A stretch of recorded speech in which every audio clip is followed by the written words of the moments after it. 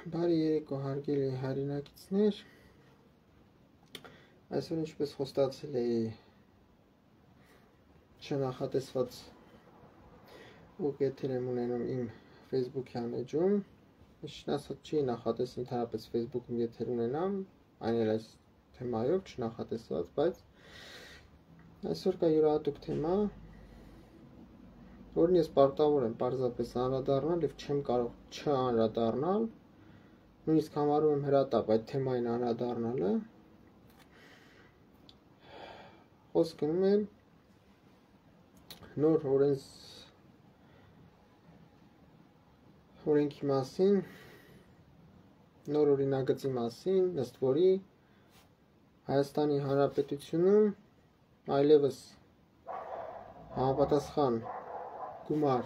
վճարելուց հետո զինապարտ քաղաքացիները կարող են ազատվել օրինական պարտադիր զինվորական ծառայությունից։ Հիմա ես կփորձեմ բազմակողմանի հիմնավորելով բացատրել, թե ինչու է դա Հայաստանի Հանրապետության համար անընդունելի։ Բարև ձեզ, Անուշ Ղալիչյան։ Ընդամենը 2 րոպե սպասենք, ես ձեր ժամանակի չեմ ուզենա շատ տանեմ, չարաշահեմ, այսպես ասենք, ձեր ժամանակը։ Ընդամենը 2 րոպե սպասենք, այնքան որ մի քիչ մարդիկ միանան, ես ճիշտ ասած ուշ ժամի եմ մտնում, բայց եթե եթերը կտարածեք, շնորհակալ կլինեմ, եթե այսպես ասենք կկիսվեք ձեր Facebook-յան էջում, շնորհակալ կլինեմ, նորից եմ ասում, այս եթերը չնախատեսված էր, բայց ես պարտավոր եմ արձագանքել, այսպես անդրադառնալ մոտակա ժամանակներս այս եթերը նաև կլինի YouTube-յան ալիքում, բայց այս բային հեռարձակում գրում եմ միայն Facebook-յան էջում, ու մի րոպե սպասենք, շատ չեմ տանի ձեր ժամանակից, այնքան որ մի քիչ մարդիկ միանան, եթե կկիսվեք եթերը շնորհակալ կլինեմ, որտեղ ես ուշ ժամի մտա, շուտ ավելի շուտ չկարողացա մտնել, եթե կտարածեք, շնորհակալ կլինեմ։ Նորից եմ ասում, այսօր յուրահատուկ թեմա է, որը վերաբերում է, իսկ ասեմ, ես բոլորիս։ Բարև ձեզ, Դիանա Հաշտի։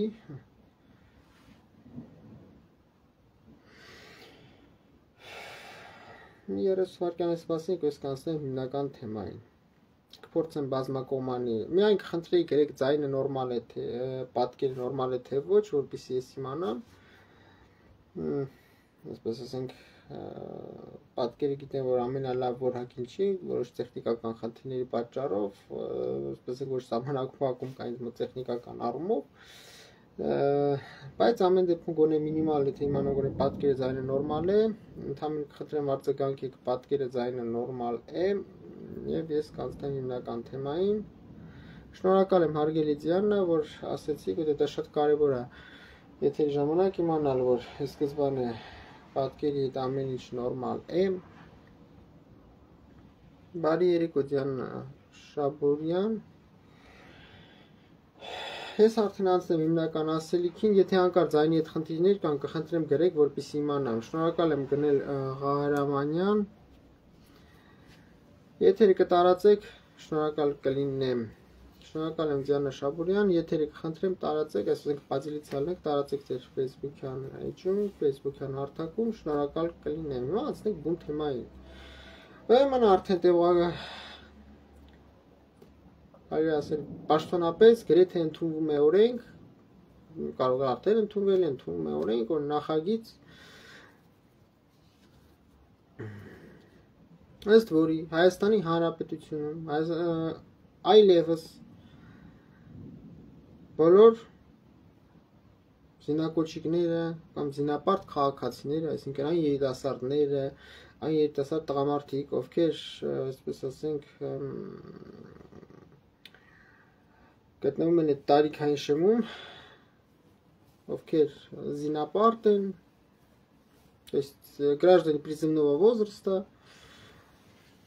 բոլոր զինապարտ քաղաքացիները կարող են համապատասխան գումար, բարև ձեզ Արսեն Հավաքյան, վճարելով համապատասխան գումար, եթե չեմ սխալվում 45000-ից 65000 դոլար, կարող են օրինական ազատվել պարտադիր զինվորական ծառայությունից։ Ինչ է դա նշանակում։ Առաջի հայացքից, երբ որ իշխանությունները օրինակ ներկայացնում են դե գիտեք, բոլորս էլ Հայաստանի Հանրապետությունում ենք ապրում, գիտեք ինչ կա, բոլորս էլ գիտենք, социально-политическую действительность Республики Армения, բոլորս էլ գիտենք, մեր մոտ ինչ իրականություն է, բոլորն էլ գիտեն, որ շատ-շատերը ունևոր խավը Հայաստանի Հանրապետությունում ազատվում էր անօրինական կաշխատեմ մի քիչ բարձր խոսեմ, ձայնի հետ մի քիչ խնդիրներ կան ինձ մոտ տեխնիկական, բայց կաշխատեմ մի քիչ ավելի բարձր խոսեմ։ Որոշակի գումար վճարելով, այսպես կաշառք տալով ազատվում էին զինվորական ծառայությունից։ Հիմա իշխանությունները հիմնավորում են դա նրանով, որ այլևս քանի որ օրինականացվում է այդ ամենը, այդ ողջ փողերը կգնան պետական բյուջե։ Առաջի հատկից գիտեք ինչ կա, հաշվի առնելով իշխանությունները ոնց են ներկայացնում, հնչում է բավականական ջահաճո։ Այսինքն, հա դե այն ժամանակ կաշառք էին տալի մասնավոր գրպաներ մտնում, կաշառակերների, կաշառակեր պաշտոնյաների, պաշտոնատար անձանց։ Հիմա կգնա պետ բյուջե։ Առաջի հայացքից լսվում է բավական ականջահաճո, բայց այդ ականջահաճոյի տակ գիտեք ինչ կա, կան այսպես ասենք ստորջրյա քարեր։ Դա կործանարար է Հայաստանի Միության համար։ Հիմա բացատրեմ ինչու։ Նախ մի քանի փաստի արձանագրում, օբյեկտիվ տվյալներ, փաստի արձանագրում, որպեսզի ես կփորձեմ բազմակողմանի գիտականորեն հիմնավորել։ Ինչու է դա կործանարար, որ դա բարձրապես իմ տեսակետը չի, պարզապես իմ կարծիքը չի, կամ բաներ, որ այսպես ասենք կան հարցեր, որոնց որ երկու կարծիք լինել չի կարող։ Հիմա Հայաստանի Հանրապետությունը առաջինը հաշվի առնելով ինչ աշխարհագրական եւ աշխարհաքաղաքական դիրք ունի։ 1. Ինչ պետություններով, երկրներով, ընդորում հակառակորդ երկրներով է շրջապատված 2. Հայաստանի Հանրապետության ժողովրդագրության տեսանկյունից, այսինքն с точки зрения демографии, ժողովրդագրության տեսանկյունից, երբ որ նայում ենք Հայաստանյան բնակչությունը, Ադրբեջանյան բնակչությունը, հակառակորդ պետությունն էլ չեմ ասում Թուրքիայի Հանրապետության բնակչությունը, ես վերջերս իմ YouTube-յան ալիքում ես օրինակը բերում, բայց մի հատ էլ ստեղ բերեմ այդ օրինակը։ Ոնց որ բռնցքամարտում, բռնցքամարտիկները տարբեր քաշային կարգերում են լինում։ Տարբեր քաշային կարգի բռնցքամարտիկները ունեն տարբեր ֆիզիկական տվյալներ։ Դա չի նշանակում, որ մի թեթև քաշային կարգի բռնցքամարտիկ ավելի վատնա կանց գերծանր քաշային կարգի բռնցքամարտիկը։ Բայց օրինակ Վախթանգ Ռուբենովիչ Դարչինյանը գերթեթև քաշային կարգի երբեք չի կարող ֆիզիկական տվյալներով նույնիսկ այն որ ասում է նույնիսկ համեմատվել օրինակ Վիտալի Վլադիմիրիչ Կլիչկոյի հետ կամ Վլադիմիր Վլադիմիրիչ Կլիչկոյի հետ, Կլիչկոյի եղբայրների հետ։ Որտեղ գերծանր քաշային կարգի բռնցքամարտիկներ կա օբյեկտիվ տվյալներ, օբյեկտիվ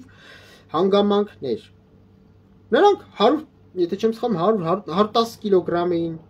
Այսինքն նրանց բոյ 2 մետրից ավել է, ռազմախռուկ, այսինքն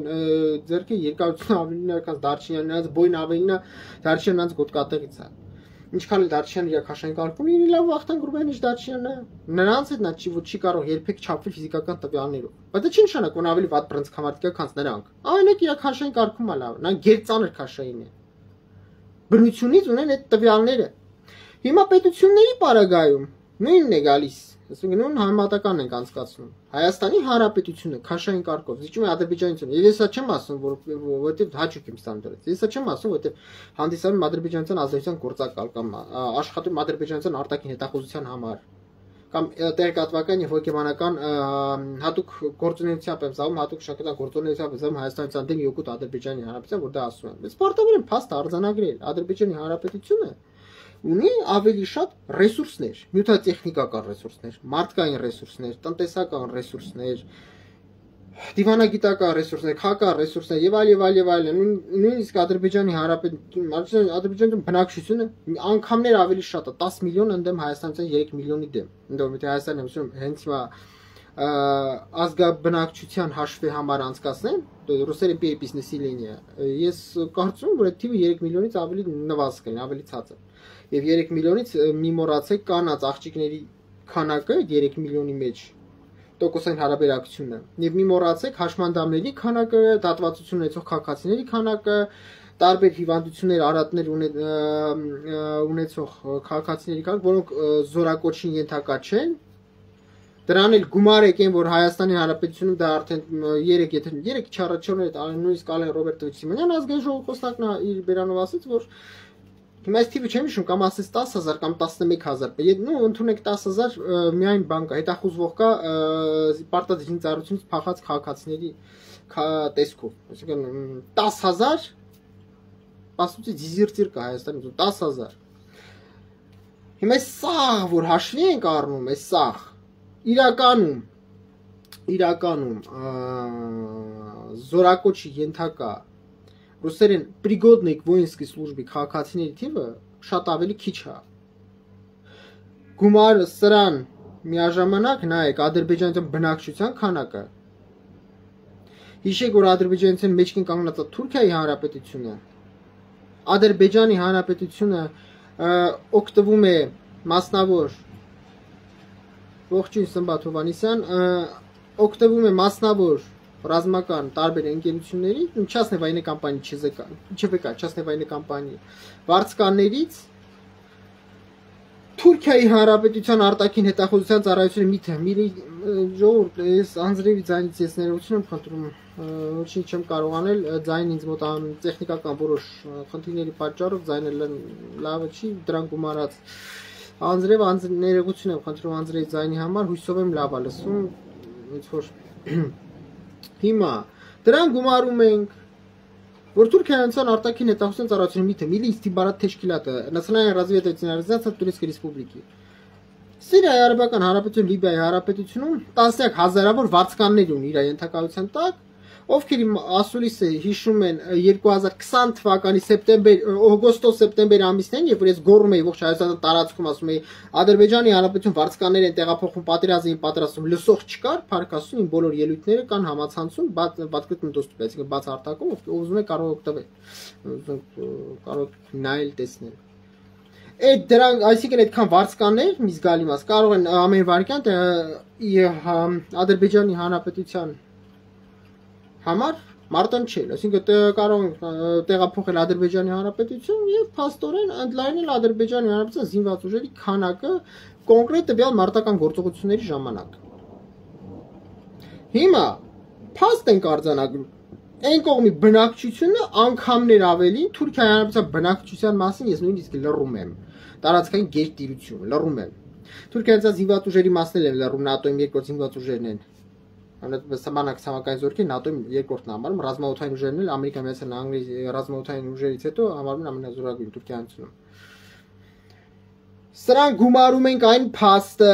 որ Ադրբեջանի Հանրապետությունը միայն անցյալ տարի ձեռք է բերել ռեկորդային քանակությամբ սպառազինություն։ Բազմաթիվ անգամ իմ YouTube-յան ալիքում խոսել եմ այդ մասին։ Տարբեր հարցազրույցներում իմ զանգվածային լրատվամիջոցներում, ԶԼՄ-ներում այդ մասին ասել եմ։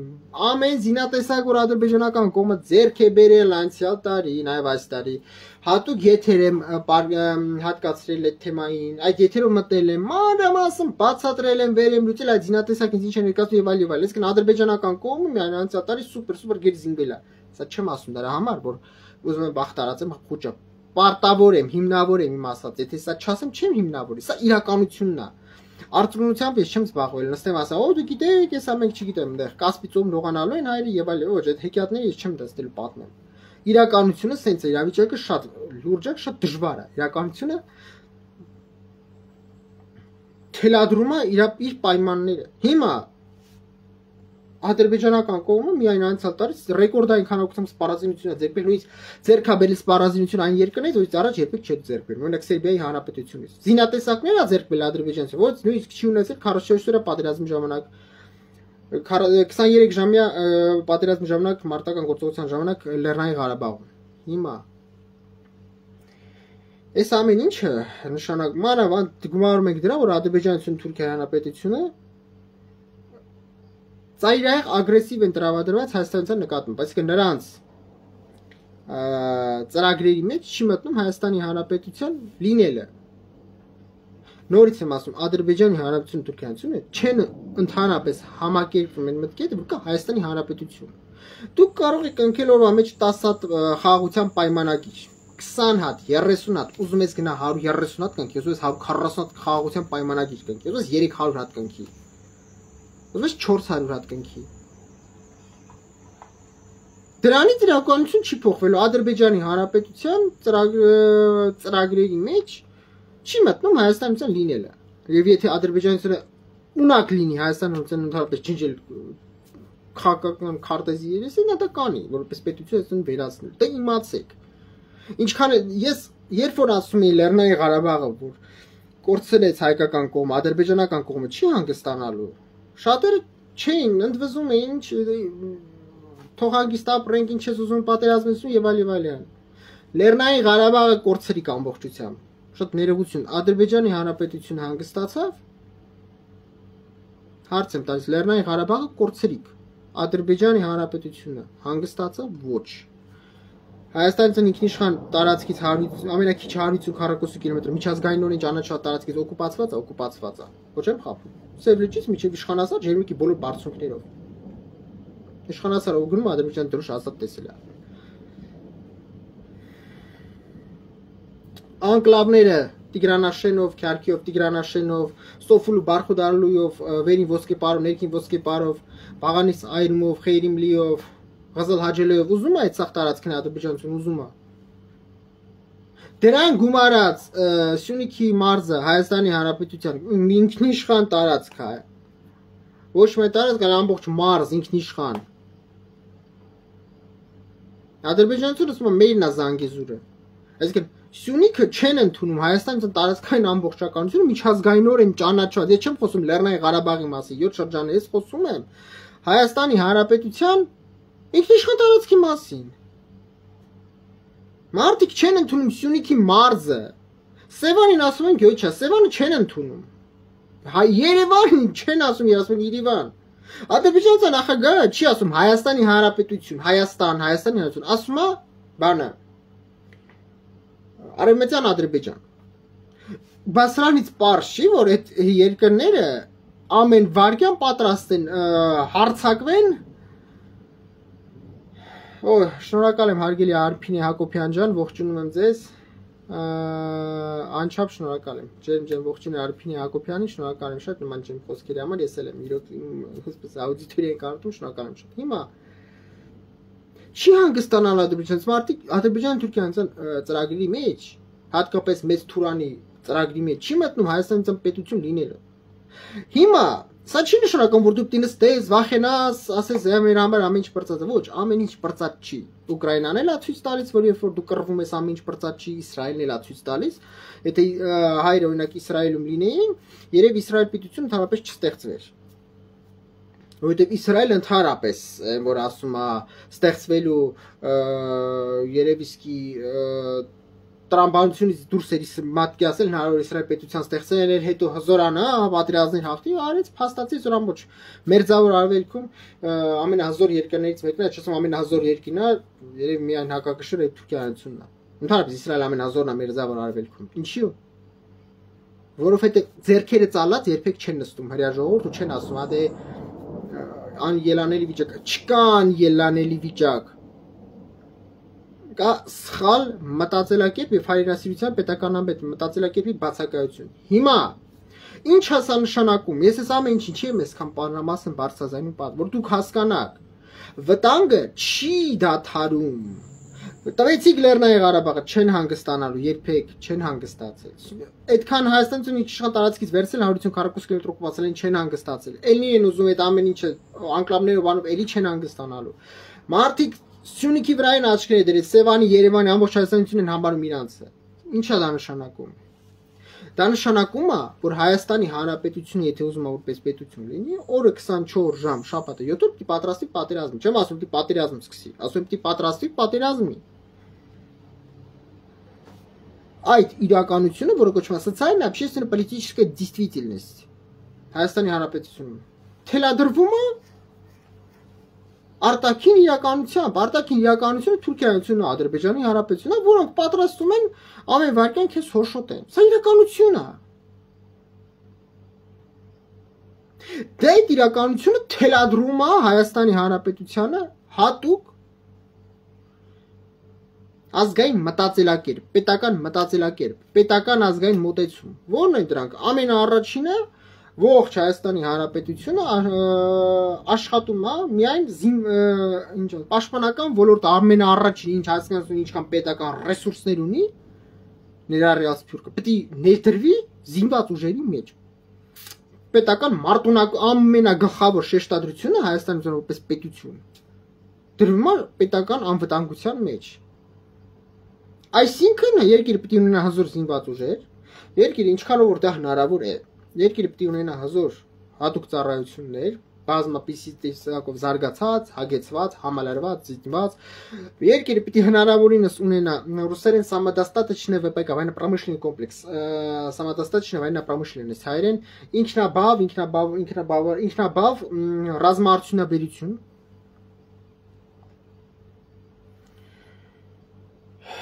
երկրում որպես ազգային պետական գաղափարախոսություն, իդեոլոգիա, գաղափարախոսություն պետք է ռազմահայրենասիրականը միշտ գերիշխ է այդ բաղադրիչը։ Առանց պատերազմը այդ են բանն է, երբ որ մարդը ռիսկի է, վտանգի է ենթարկվում, ամենաթանկ բանը կյանքը, ազատությունը, առողջությունը եւ նաեւ ազատությունը։ Կարա գերի ընկնի, կարա հաշմանդամ դառնա ամբողջ կյանքում անդամալույց, կարա զոհվի։ Որպեսզի դա նշանակում է մարդը պետք է իր մեջ ինքնապաշտպանական բնազդ հաղթարի, ինստինկտ самосохранения, ու գիտակցաբար ռիսկի դիմի։ Հանուն ինչի, հանուվեր գաղափարի հայրենասիրության եւ այլ, որի մասին մի քիչ ավելի ուշ կխոսեմ։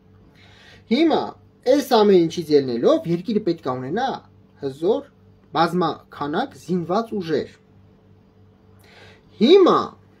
ի՞նչ է դա նշանակում զինված ուժեր։ Դա նշանակում է, որ երկրում բոլորը ամենակիչը տղամարդիկ, ոնց որ Իսրայելում, չնայած Իսրայելում կանայքել են ծառայում, դա ճիշտ է։ Պետք է անպայման ծառայեն զինված ուժերում։ Անպայման եւ առանց բացառության։ Եվ ոնց որ Իսրայելում է, եթե դու չես ծառայել զինված ուժերում, դու թերի մարդ ես, եթե չունես հարգելի պատճառ։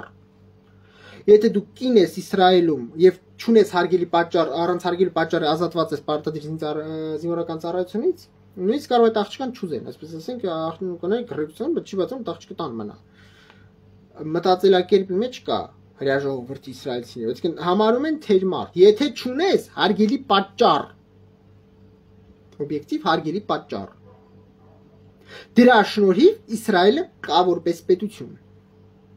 Իսրայելը կա որպես պետություն, ոչ թե նրա համար, որ իսրայելցիները ամբողջ օր աստուն են աղոթում, այլ որտեղ իսրայելցիները կռվում են։ Իսրայելցիները զինված ուժեր հզորացնում են, հատուկ ծառայություն հզորացնում են, ռազմաարդյունաբերություն հզորացնում, ամբողջ օրը պատերազմի մեջ են իսրայելցիները։ Այդ համար Իսրայելը գերհզոր սուպեր երկիր է մերձավոր արևելքում։ Սա իրականություն է։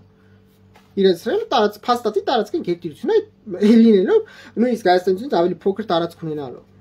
Չնայած որ Հայաստանից տարածքն քանա փոքրացել, որ արդեն ես չգիտեմ։ Մի խոսքով, ի՞նչ է դա նշանակում։ Հայաստանի Հանրապետությունում, Հայաստանի նման փոքր երկրում, երբ որ դու ընդունում ես օրենք, ըստ որի մարդը փող վճարելով կարող է ազատվել պարտադիր զինվորական ծառայությունից, դու Հայաստանի Հանրապետության ռուսերեն վայզից պալկով կալյոսա, այսինքն դու Հայաստանի Հանրապետությանը Հայաստանի պետականությանը դու այնպեսի հարված ես հասցնում, որ դա լինել է կործանարար, բազմապիսի պատճառներով հերթով հիմա սա հիմնավոր է։ Դա կործանարար է լինելու Հայաստանի համար։ Հիմա կբացատրեմ ինչի։ Հիշում եք նախկին գլխավոր շտաբ պետերից մեկը, չեմ ուզում ասեմով, ասեց, որ Հայաստանի Հանրապետություն մարդիկ չեմ ուզում անուտամ, եթե ես չեմ սխալվում, եթե ճիշտ եմ հիշում, այդ նախկին գլխավոր շտաբ պետերից մեկը ասած դիմացուներ ասեց, մարդիկ պատրաստ են տունը ծախեն, մենակ երեխան չգնա ծառայելու։ Ժողովուրդ, Երևանի փողոցներում, երբ որ գնում ենք ման են գալիս, չէ՞։ Երբ որ ես տեսնում եմ ինչքան շքեղ մեքենաների շարանա շարված, հարգելի, շնորհակալ եմ հարգելի Մեհր Մնացականյան, դեպ Աննա Օգանեզովյան ջեր բարևներ, շնորհակալ ուրախ եմ որ Աննա Օգանեզովյան միացա, Մեհր Մնացականյան ջեր բարևներ, շնորհակալ եմ հարգելի Մեհր Մնացականյան։ Հիմա, երբ որ դու քայլում ես Երևանի փողոցներով,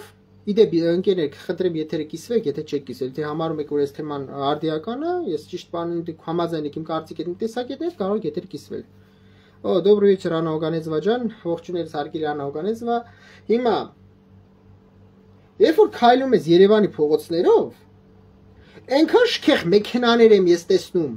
համեր H2, համեր H3, Lamborghini Urus, Bentley տարբեր մոդելների, տարբեր տարեթվերի, արտադրության տարբեր մոդելների, Rolls-Royce-եր, Phantom-ներ, ամենատարբեր տիպի տարբեր մոդելների։ Mercedes-Benz Generwagen G63 Brabus տարբեր մոդելների սաղ չեմ նստելու թվարկեմ։ Անսահման Toyota-ներ, Toyota Land Cruiser-ներ եւ այլն։ Այս սրանք գիգանտ փողեր արժեն։ Ընտանիքը որ մի քանած են շքեղ մեքենա ունի։ Maybach-եր եւ այլն։ Շնորհակալ եմ շատ արգելի Արմինե Վալերիկի Մանուչարյան։ Հիմա Մարդիկ որ ցես մեքենաներ են քշում, իսկ Հայաստանը փոստը լիքն է ցես մեքենաներով։ Մարդիկ զգալի մաս է մարդկանց, շատ հանգիստ ունակա վճարի ազատի փողով իր երեխաներին։ Շատ մարդիկ պատրաստ են նույնիսկ տունը ծախեն երեխան չգնա ծառայելու։ Դա ես չեմ ասել։ Դա ասել են գլխաշտապետից մեկը նախքին Հայաստանցի ուժի։ Շատ ընտանիքներ Հայաստանի Հանրապետություն շատ հանգիստ կարող են վճարել ազատվել։ Այն մեկը կարա պարտքերի տակ ընկնի, ազատ իր երեխային։ Ինչ է դա նշանակում։ Ծառայողների թիվը կտրուկ նվազելու է։ Զինակոչիկների թիվը ես չեմ ուզում ախր շատ ես չեմ կարող շատ բան ասեմ, հասկանում եք, կա բան ասել, չեմ ասում, բայց ոնց ձեզ ասեմ, Հայաստանի Հանրապետությունում իմ գնահատմամբ, չգիտեմ որքանով է դա ճիշտ ասել, բայց իմ կարծիքն եմ հայտնում, ոչ թե ասում դա հաստատ տենց, ես կարծիք եմ հայտնում, կարծիք, չեմ ասում 100% տենց է, բայց նիդաբորը, այսինքն նիդաբոր հայերեն,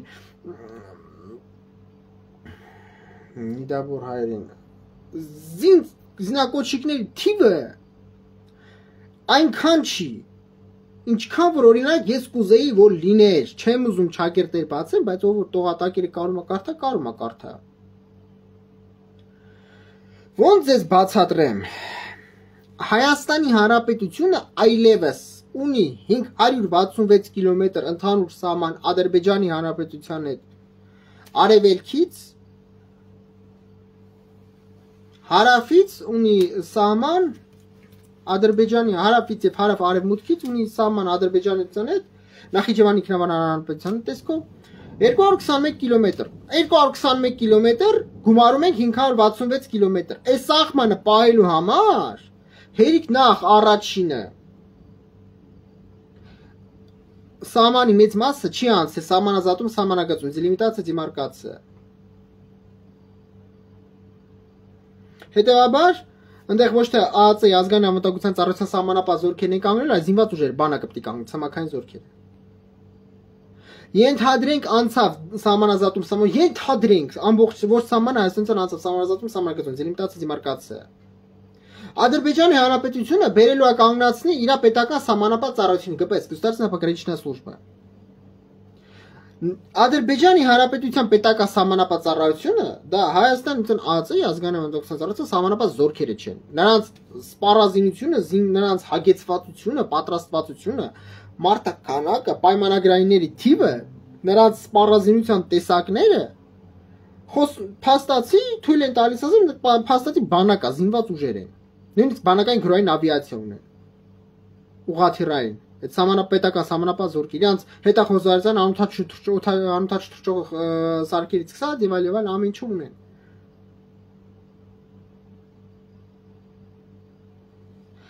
Դա նշանակում է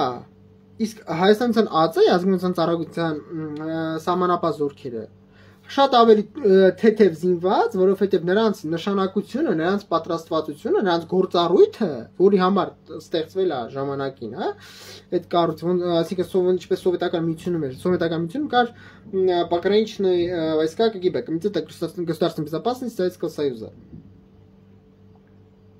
Հետո Ռուսաստանի Դաշնությունում էր пограничная служба, пограничные войска ФСБ, Федеральная служба безопасности Российской Федерации. Նրանց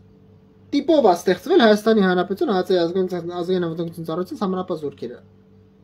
որոնց գործառույթը չի մտնում զինված ուժերի դեմ պայքարելը։ Նրանք ավելի թեթև զինված, ավելի թեթև պատրաստված,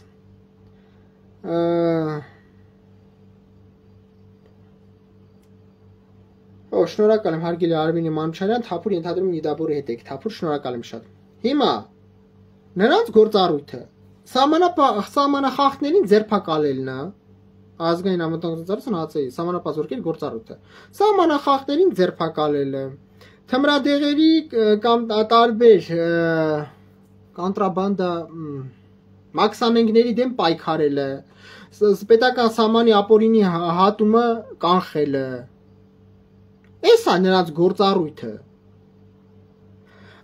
Նրանք չեն նախատեսված հակառակորդի ցամաքային զորքերի, զրատանկային, տեխնիկայի արտադրական զորքերի կրակի դեմ դիմակայել, նրանք համար ստեղծված չեն, նախատեսված չեն։ Բայց բանակը չի, ցամաքային զորքերը չեն։ Բայց ես բացատրում եմ, որ Ադրբեջանության պետական սահմանապահ ծառայությունը նա առանձին կառույց է ուժային, նա ոչ թե ենթարկվում ազգային բանը պետական անվտանգության ծառայության ազգային Ադրբեջանության, այլ նա առանձին պետական կառույց է իր ահռելի ռազմական ռեսուրսներով։ Բարի երեկո Անի Պապիկյան, իրանց հրթիռային զորքերով, այո, հետախոզ հարվածային ուղղաթիռային ավիացիայով, բանակային գրոհային ավիացիայով, որոնք համալրված են այս ժամանակակից разведывательными военными ударами могли поддержки. Это խոզարարության անընդհատ շրջող սարքերով մարտավարական, օպերատիվ մարտավարական, նույնիսկ օպերատիվ ռազմավարական նրանց հատուկ նշանակության զորքերի մենակ կանաչ բերիտավորները ցամ Ադրբեջանցիան բանը պետական համապարծարության ցամաքային բանը հատուկ նշանակության զորքերն են կանաչ բերիտավորները նրանց քանակը իսկ բոլորը պայմանագրայիններ են նրանց պատրաստվածությունը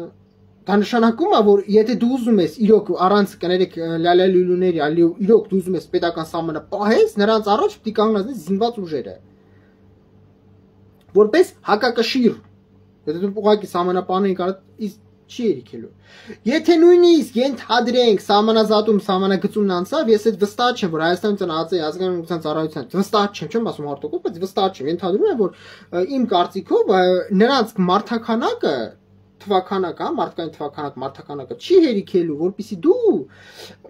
այս նորագույն իրականության մեջ չկա այլևս Լեռնային Ղարաբաղ, որը կար ցավով եմ ասում, նշ որ հաճույք եմ ստանում, բայց դա իրականություն առաջ կար Լեռնային Ղարաբաղ, կար Լեռնային Ղարաբաղի պաշտպանության բանակ, Հայաստանի զինված ուժերը, որ ասում է իրականություն այլ էր, միջև Հադրուց, ամբողջ Զանգելան, Քուբատլին, Քելբաջարը, Լաչին ամբողջը փաստացի հայկական էին։ Եվ Ընդեղ ոչ թե հակառակորդներ կանգնած, իդեպ Արիանա Հովսեփյանին ջեմ բարևներ, իմ կողմից շատ հարգված իրված Արիանա Հովսեփյանին ջեմ բարևներ, շնորհակալ եմ Տիկին Հովսեփյան, որ միացել եք, եւս մեկ անգամ ջեմ ողջույններ Արիանա Հովսեփյանին։ Հիմա տեսեք։ Հիմա չկա այդ ամեն ինչը։ Հիմա այլևս Լեռնային Ղարաբաղը անցել Ադրբեջանի Հանրապետության դիապետության տակ եւ Զանգելան, Քուբատլին, Լաչին ու Քելբաջարն անցել Ադրբեջանին։ Հետեւաբար այլևս Հայաստանից ավելի մեծ սահման ունի Ադրբեջանության հետ։ Եթե առաջ գոնե Վայոց ձորն ու Սյունիքի մարզը չունեին շփում Ադրբեջանից, հիմա ունեն շփում։ Առաջ երկու մարզներ Հայաստանի Հանրապետության իհարկե ջեմ ողջունում եմ ձեզ Տիկին Արիանա Հովսեփյան, իմ շատ Հարգված իմ կողմից Արիանա Հովսեփյանին ջեմ բարևներ, շատ ուրախ եմ Տիկին Հովսեփյան, որ միացել եք, շատ ուրախ եմ, շնորհակալ եմ շատ։ Հիմա առաջ Նախիջևան ինքնավար հանրապետությունից Արարատի մարզներ, Նախիջևան ինքնավար հանրապետությունից էին, ասենք թե շփվում Սյունիքի մարզի հետ, Վայոց ձորի հետ, բայց միակողմանի փաստացի արևելքից Լեռնային Ղարաբաղն էր, հայկական պետություն էր այնտեղ։ Հիմա տենց չի։ Հիմա 566 կիլոմետր ընդհանուր սահման ունես Ադրբեջանության հետ արևելքից, որը ենթադրում է Տավուշի մարզով, Գեղարքունիքի մարզով, Վայոց ձորը երկու կողմից, այլևս Վայոց ձորը երկու կողմից է սեղմված Ադրբեջանի Հանրապետություն, մի կողմից Նախիջևանի ինքնավար հանրապետությունն է, մի կողմից էլ հենց քանի որ Զանգելանն ու Քուբատլին, Քելբաջարն ու Լաչին անցել են Ադրբեջանություն, բնականաբար Ադրբեջանի հանրությունը սեղմելու են կողմից։ Դրան գումարած գալիս ենք Սյունիքի մարզ, երկու կողմից սեղմած է Սյունիքի մարզը Նախիջևանի ինքնավար հանրապետությունից եւ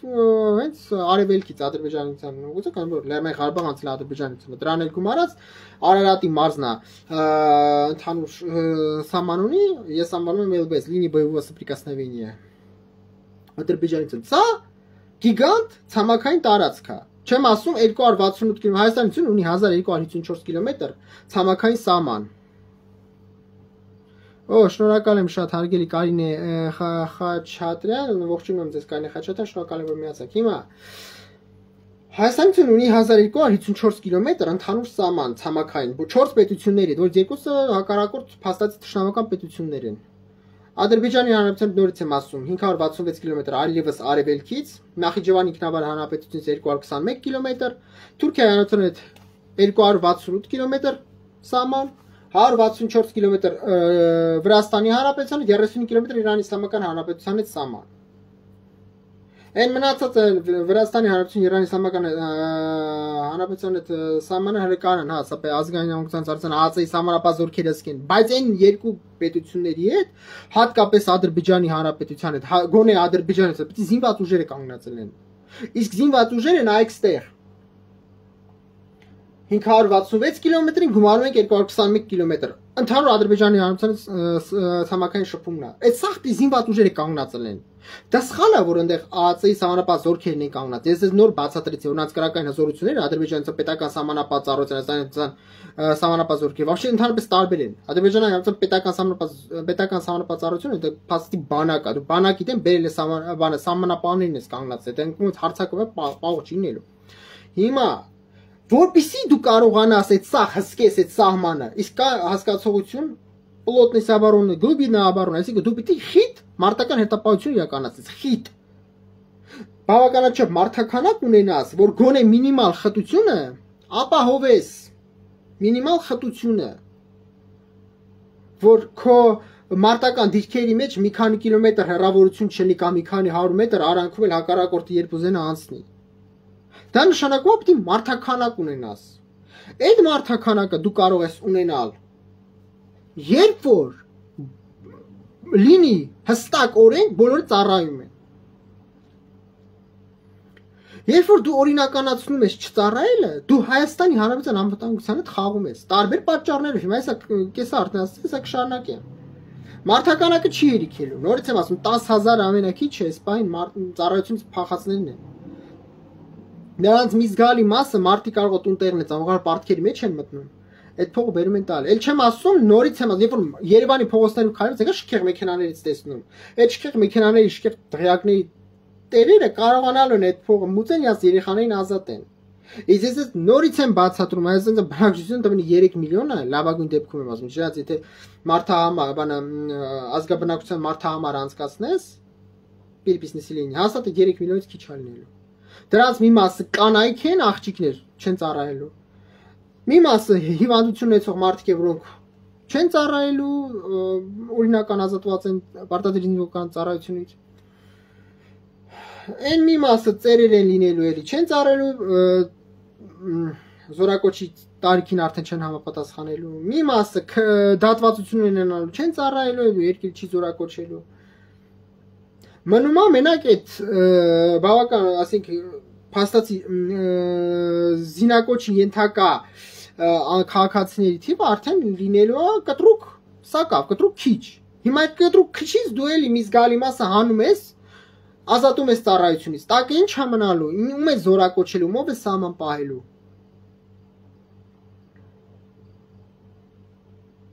Դրանից բացի ես հարցը ուրիշ կողմել ունիմ։ Կա հասկացողություն,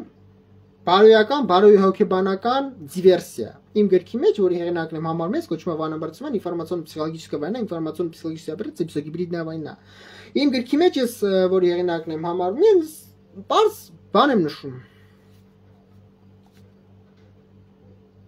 Շատ ճիշտ էլ ասեց Աննա Օգանեզովան, այո, մի զգալի մասը աղանդավորներ են։ Այո։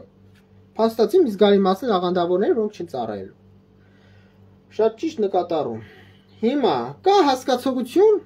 իդեոլոգическая դիվերսիա։ Գաղափարական դիվերսիա։ Ասենք հետևյալից։ Морально-нравственные, культурно-этические, морально-нравственная, культурно-этическая, эстетическая, религиозно-конфессиональная, вероисповедательная, духовно-идеологическая, традиционная, национально-этническая, расовая, социальная, общественно-политическая диверсия. Դու այս թվարկածից փալսացի բոլոր կետերով морально-нравственные ценностные ориентации, убеждения ценностные, культурно-этические, эстетические, духовно-идеологические, традиционные ценностные ориентации, даже религиозно-конфессиональные, вероисповедательные, даже национально-этнические, расовые ценностные ориентации, социально-общественно-политические ценностные ориентации. Այս ամեն ինչի մեջ դու դիվերսիա ես իրականացնում։ Եվ դու դիվերսիա ես իրականացնում, դու փաստացի բարեյ հոգեբանապես մեծ հարված ես հասցնում քո բնակչության մի զգալի մասին։ Ինչ է նշանակում։ Ես օրինակ ամենասովորական խեղճուկ Հայաստանի համցա խեղճուկ քաղաքացի եմ։ Խեղճուկ եթե ինչ որ մեկի ներողություն եմ խնդրում, բայց դա մեր երկրի ինչ վիճակում է։ Սովորական խեղճուկ քաղաքացի եմ, որ ասում է իր գոյությունը ազգապահում։ Ու ինքն էլի շատ չեմ, ցույց պատկերացրեք հետաքրքիր իրավիճակ։ Լավ, ինչ է, ուրիշին վերցրեք։ Սովորական, չգիտեմ, Տավուշի մարզի ինչ որ մի գյուղի երեխա, որը տան միակ տղեն է, օրինակ եմ, թեկուզ միակը չլինի։ Այդան ճրակն է։ Մարդիկ անապավ խավ։ Նա պիտի գնա, նրան պիտի տանեն ծառայելու։ Ինչ է ստացվում, օրինակ ես իրա փոխարեն կմտածեի սենց, ին վրա եմ օրինակը վերցնում, որ ոչ մեկի չվիրավորեմ։ Կրկնում եմ, օրինակը ին վրա եմ վերցնում, եթե ինչ որ մեկի հանկարծ ես վիրավորեցի, ես խորապես ներողություն եմ խնդրում, ինչ որ մեկի զգացմունքները, արժանապատվությունը կկապում, ես ներողություն եմ խնդրում, հազար անգամ ես չեմ ուզում ոչ մեկի վիրավորեմ։ Եթե ինչ որ մեկի կվիրավորեմ, ես ներողություն եմ խնդրում, չեմ ուզում ինչ որ մեկի վիրավորեմ։ Օրինակը դրա համար ին վրա եմ վերցնում։ Ես խեղճուկ սովորական երիտասարդ, ենթադրենք Տավուշի մարզի ինչ որ մի գյուղ, ենթադրենք։ Նրանք Իջևանի ինչ որ մի գյուղ է, Իջևան ամենաքաղաք շրջակա գյուղերն էլ կան։ Հիմա ինձ խեղճուկրակի ստանում են ծառայելու։ Ես ինչ եմ տեսնում։ Այն հարուստի, այն կներեք հաղպացածների եթերը ուրիշ բառ չեմ ուզում օգտագործեմ կորեկտ արտահայտվենք երեխաները ազատված ծառայությունից իրանց դրած չակերտների մեջ լավ տղուտ իրանց ինչ որ մեծ բանի տեղ դրած որ ոչնչություն է ոչ մի բան չներկայացնում իրանցից նստած հորը առած մեքենայի մեջ ասինքն հորը առած մեքենայի մեջ վերընկնելու համար ոչ արժանիք է պետք ունենալ, ոչ տաղանդ է պետք ունենալ, ոչ ինչ որ կամային, ինչ որ, չգիտեմ, առանձնահատուկ հատկություններ, որ ոչնչությանն էլ շպրտես հոր առած մեքենայի մեջ կարող վերընկնի իրանց գալ հազար տղամարդու ասպետ։ Կյանքը պետք է վայելի։ Ես իմ խոսույթի սկզբում ձեզ մի բան ասացի, ասի պատերազմը դա այն բանն է, երբ որ մարդը ամենաթանկ ռիսկի է դիմում։ Առողջությունը, կյանքը ու ազատությունը։ Գերի կարա ընկնի, կարա հաշմանդամ անդամալուց դառնա ամբողջ կյանքում կարա զոհվի։ Հիմա մարդը, որպեսի գնա այն քայլին, որ ինքը իրան ռիսկի դիմի, ինքնապաշտպանական բնազդը հաղթահարի, մարդը պետք է գիտակցի հանուն ինչի է դա անում, հանուն վեր գաղափարի է դա անում։ Գրողի ծոցը այն վեր գաղափարը ոչ մի գրողի ծոցի վեր գաղափար տեղ չի կարա լինի, երբ որ ես խեղճուկրակս պետք է գնամ կյանքս առողջությունս ազատությունս վտանգի ենթարկեմ, նայելով ինչ որ ոչնչության լակոտ, որ ես գիտեմ, որ ինչ որ քրեական հեղինակության լակոտ է, ինչ որ չեղած օլիգարխի լակոտ է, որը իսկ Հայաստանությունը ոնց են մարդիկ հարստացել։ Հայաստանությունը դա բան չի, Ամերիկայի Միացյալ Նահանգները չի, Իսրայել չի, որ ինչ որ IT ոլորտներ կան, ինչ որ մարդ, ինչ որ գիտական իրանից ինչ որ բան ներկայացնող, IT ոլորտում, չգիտեմ, օրինակ Մարկ Ցուկենբերգը ինքն իրանով հասել է, չգիտեմ ինչերի է ոչ, Հայաստանությունը տենց երկիր չէ, Հայաստանությունը մի երկիր է, որտեղ հարստանում են ոնց։ Եթե բացառությամբ այն մարզիկների, սպորտսմենների, որ են դրսում ինչ որ հաջողություններ ասում, մնացածը ոնց են հարստանում։ 90-ականներին ով թալանել է, ով գրփել է, ով զորբայ է եղել, ով կարեցել է մյուսների կյանքի վրով անցնի, այդ դրանք են հարստացել, ուրիշ բանա, որ այսօր լեգիտիմացրել են, օրինականացրել են իրաց թալանածն ու ալան թալանը։ Այդ են դրանք։ Ուրիշ ձև Հայաստանում չես հարստացել։ Մի սովորական ընտանիքից էլ ես եմ միջին խավի, ամբողջ կյանքում ընտանիքն աշխատել, չգիտեմ, երբեք հարստություն չենք տեսել։ Հազիվ են, որ ասում է գոյություն ենք բայել։ Եվ իմ նման Հայաստանցիան բնակչության մեծ մասն է, այն ազնիվ բնակչության։ Հիմա ես ինչ եմ տեսնելու, ես գնում եմ կյանքս առողջությունս ազատությունս վտանգի ենթարկեմ, հանուն ինչի։ Ուր է այդ վեր գաղափարը, գրողի ծոցը տենց վեր գաղափար, այդտեղ դու հայրենիք չես կարա ոչ մեկից հայրենասիրություն պահանջես։ Ոչ մեկից, ինչ հայրենասիրություն, դու քո հայրենիքում Մսի կտոր ես ընդամենը։ Երբ որ ես երեխա էի, ուրեմն Պուշկին դպրոցում սովորելու տարին, առարկայինք ասում կոչվում էր Իստորիա սրեդնիխ վիկով։ Ուրեմն այդ Իստորիա սրեդնիխ վիկով ես մեջը կարդում էի, բան կար, ֆեոդալների խաբային անհավասարության մասին, այդ ֆեոդալների իրանց ամեն ինչտեղ դրած կյանքի որ բարեկներից օգտվում են, այն պլեբեյներն էլ ոչնչություն ստրուկի նման գոյատևում մի կտոր հացի համար վերջում էլ տանջամը ալելով մեռնում, մորտ։ Ինչ փառք, որ ես ծնվել եմ այսպես ասենք բանը գիտեք քաղաքակիրթ դարաշրջանում։ Փաստացի ես դպրոցական տարիքում մի քիչ թերագնահատեցի, ինչ ասել է քաղաքակիրթ ժամանակ։ Դու փաստացի պլեբեյների բան եք եկել։ Իբր թե ամբողջ աշխարհը իբր թե զարգանում է, հայաստանությունը կնեք դեգրադացիան է բանը, ոչ թե ռեգրեսիա է, պրոգրես, այլ բանը, ոչ թե պրոգրես, այլ ռեգրեսիա, դեգրադացիա է հայաստանությունը։ Ինչ է դա նշանակում։ Այսինքն պլեբեյների հասարակարգը ես իմ գրքի մեջ Կոչվում է Վանա Բրցման ինֆորմացիոն-պսիխոլոգическая война, ինֆորմացիոն-պսիխոլոգическая ապրից гибридная война։ Մի sense մի բան եմ նշում։ Հակառակորդին շատ մստակ ագին աշխատություն ունեմ, ինչպես կարելի է հակառակորդի բնակչությունում խեղդել ժառանգել եւ այլն, այլ չեմ ուզում այդ ամենը խորանամ, ժամանակ չէ, ես դասախոսներ կարդում YouTube-յան ալիքում, ովքեր հետևել են։ Հիմա ամենացավալի բաներից մեկը գիտեք որն է, որ հասարակություն կարող պարակտում առաջացնի, ինչը հասարակ պատերազմ երկրորդ կործանարը, գիտեք դա որն է։ Ռուսերեն եմ գիտք սկսել, դեմ ռուսերեն մեջբերում անեմ։ Социально-общественно-классовая дискриминация, социально-общественно-классовый статус, социально-общественно-классовая дискриминация։ Մարդիկ դա ահավոր ցավոտ են ընկալում։ Երբ որ հասարակության մեջ սոցիալական դասակարգային անհավասարություն ու անարդարություն անինում, մարդը ինքան ցավոտ է ընկալում։ Առաջին ինքն է թշնամանում իր պետության դեմ։ Ու ոչ մեկ չի կարող ասի, չէ, թշնամանում։ Որովհետև մենք հայրենիքն է այնտեղն է, որտեղ մարդը Տիրանից արժեք ներկայացնի, ոչ թե շնչավոր մսագունդ լինի, մսիկտոր լինի, այլ իրենից ինչ-որ բան ներկայացնի։